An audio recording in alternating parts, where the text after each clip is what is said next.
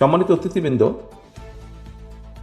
আজকে থেকে প্রায় 2 বছরের উপরে, প্রায় 2.5 বছর, যখন এই দেশের ঘাড়ে, এই দেশের মানুষের ঘাড়ে পলাতক স্বৈরাচার, ফ্যাসিবাদ, মাফিয়া, যেভাবেই বলি না কেন আমরা, এরা যখন চেপে বসেছিল, সেই সময় কিন্তু আজকে এই ঘরে অনেকগুলো দল আমরা উপস্থিত আছি, যাদের নেতৃবৃন্দ একত্রিত হয়ে আমরা সংস্কার প্রস্তাব তথা আমাদের 31 দফা প্রস্তাব উপস্থাপন করেছিলাম দেশের মানুষের সামনে।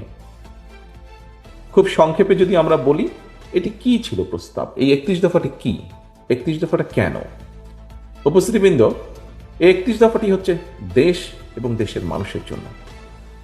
আমরা দেশের বিগত 15-16 বছরে, বিশেষ করে 2008-এর পর থেকে, সেই স্বৈরাচার বা ফ্যাসিবাদ বা মাফিয়া যখন মানুষের কাঁধে চেপে বসল, তখন থেকে আমরা খেয়াল করেছি দেশের প্রতিটি প্রতিষ্ঠানকে, সেটি অর্থনীতি বলি, সেটি আমরা শিক্ষা ব্যবস্থা বলি, সেটি আমরা সমাজ ব্যবস্থা বলি, সেটি প্রশাসন, সেটি সিভিল প্রশাসন হোক, পুলিশ প্রশাসন হোক, যে কোনো ধরনের প্রশাসন হোক, চিকিৎসা ব্যবস্থা, প্রত্যেকটি ক্ষেত্রকে একদম ধ্বংস করে দিয়েছিল।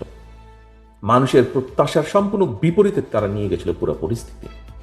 এবং যেহেতু আমরা রাজনীতি যারা আমরা করি, আমরা আমাদের অবস্থান থেকে বলতে পারি, বিএনপির অবস্থান থেকে আমি বলতে পারি, যেই গণতান্ত্রিক রাজনৈতিক দলগুলো বিগত স্বৈরাচারের সময় আমাদের সাথে মাঠে ছিলেন, আন্দোলন করেছেন, তাদের হয়েও বলতে পারি আমি কিছুটা।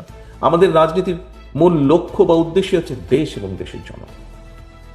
কাজে দেশ এবং দেশের জনগণের এই ক্ষতিগুলো যখন হয়েছে, এই ক্ষতিগুলো অবশ্যই রাজনীতিবিদ বা রাজনৈতিক দলগুলো সুযোগ আসলে সেখানে পরিবর্তন করতে হবে। এবং এই পরিবর্তনটাকেই আমরা রাষ্ট্র কাঠামোর মেরামত বলেছিলাম সেদিন, কারণ এগুলি রাষ্ট্রের অংশ। উদাহরণস্বরূপ যে কয়টি প্রতিষ্ঠানের কথা বলেছি। প্রিয় উপস্থিতিবৃন্দ, সম্মানিত নেতৃবৃন্দ, আজকে পরিবর্তিত হয়েছে 5ই আগস্টের পরে। জনতার, এই দেশের মানুষের, গণতান্ত্রিকামী মানুষের অভ্যুত্থানের কারণে অবস্থার পরিবর্তন হয়েছে, রাজনৈতিক চিত্রের পরিবর্তন হয়েছে। মানুষ, একজন সাধারণ মানুষ স্বাভাবিকভাবে দেখতে চায় যে তার প্রিয় মাতৃভূমি পৃথিবীর বুকে মাথা উঁচু করে দাঁড়িয়ে আছে।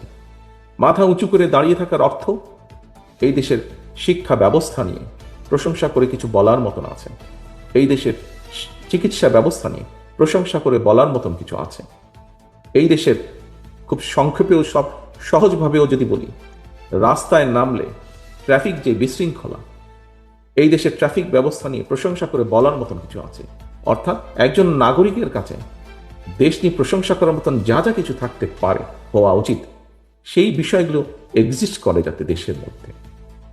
প্রিয় সহকর্মীবৃন্দ, সম্মানিত নেতৃবৃন্দ, আমরা সেই রক্তচক্ষু উপেক্ষা করে, স্বৈরাচারের রক্তচক্ষু উপেক্ষা করে আমরা 2-2.5 বছর আগে সংস্কার প্রস্তাবনা দিয়েছিলাম। আমরা উল্লেখ করেছিলাম যে এই ক্ষেত্রে পরিবর্তিত হওয়া উচিত।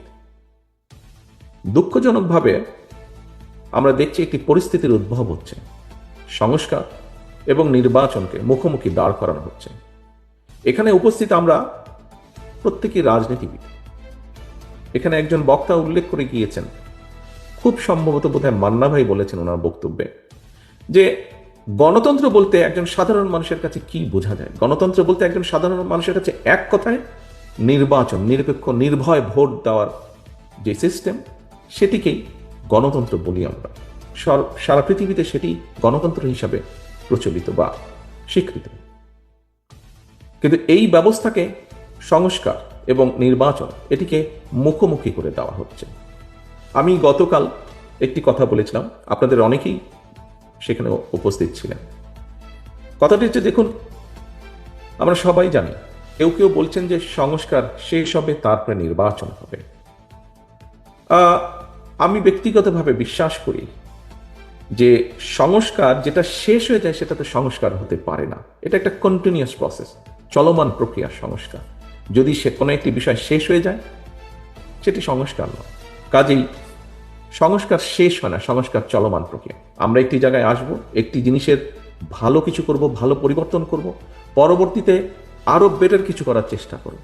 আমাদের শিক্ষা ব্যবস্থায় যেই গাফিলতি আছে, যেই ত্রুটিগুলো আছে, সেগুলোকে আমরা সংস্কার করব, পরিবর্তন করব। এবং দিনের সাথে আরো যখন সামনে এগিয়ে যাব, আরো ভালো ব্যবস্থা করব, শিক্ষা ব্যবস্থাকে আরো উন্নত করব, দেশের মানুষের জন্য চিকিৎসা ব্যবস্থা যেটি, সেই চিকিৎসা ব্যবস্থাকে আমরা ভালো করব। পরিবর্তিত পরিস্থিতি সময়ের সাথে যখন আরো এগিয়ে যাবে, সেটিকে আমরা আরো ভালো করার চেষ্টা করব। প্রিয় সম্মানিত উপস্থিতিবৃন্দ, যে উদাহরণটা আমি প্রথমে দিয়েছিলাম যে এই যে আজকের অনুষ্ঠানটি, আজকের ইফতার এবং দোয়া মাহফিল বারোদল কর্তৃক আয়োজিত, এটি এখন পর্যন্ত খুব সুন্দর একটি সাকসেসফুল অনুষ্ঠান হয়েছে। আজকে আসুন, আমাদের এখানে আমরা যারা আছি, রাজনৈতিক দলগুলোর নেতৃবৃন্দ আমরা উপস্থিত আছি, আমাদের রাজনৈতিক ভিন্ন মত আছে, আদর্শ সবার এক নয়, কিছু কিছু ভিন্নতা আমাদের আছে, কিন্তু একটি জায়গায় আমরা সকলে এক, বাংলাদেশ, বাংলাদেশের মানুষ, গণতন্ত্র। এখানে কিন্তু কোনো বিভেদ নেই, বেসিক বিষয়টিতে আমরা সকলে একত্রিত।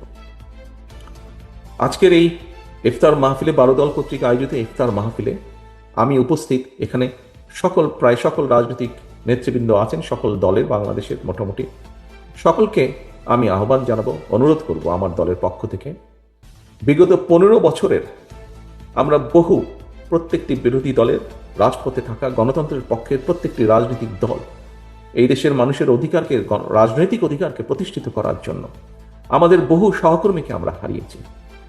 জুলাই আগস্ট মাসে যে অভ্যুত্থান, জনতার যে অভ্যুত্থান হয়েছে, সেই অভ্যুত্থানে আমরা আমাদের আপনজনদেরকে হারিয়েছি, সহকর্মীদেরকে হারিয়েছি, পরিচিত জনদেরকে হারিয়েছি। আসুন, যেই ঐক্যকে নিয়ে আমরা স্বৈরাচারকে বিদায় করেছিলাম, সেই ঐক্যকে আমরা ধরে রাখি। আজকের এই সফল অনুষ্ঠানের মতন আমাদের সর্বোচ্চ চেষ্টা থাকবে আগামী দিনে ঐক্যকে বজায় রেখে, ঐক্যকে ধরে রেখে এই দেশের মানুষের প্রত্যাশিত গণতন্ত্রকে আমরা প্রতিষ্ঠিত করব। এই দেশের মানুষের প্রত্যাশিত সংস্কার প্রক্রিয়াকে আমরা সকলে মিলে আলোচনার মাধ্যমে সকলে মিলে বাস্তবায়ন করব।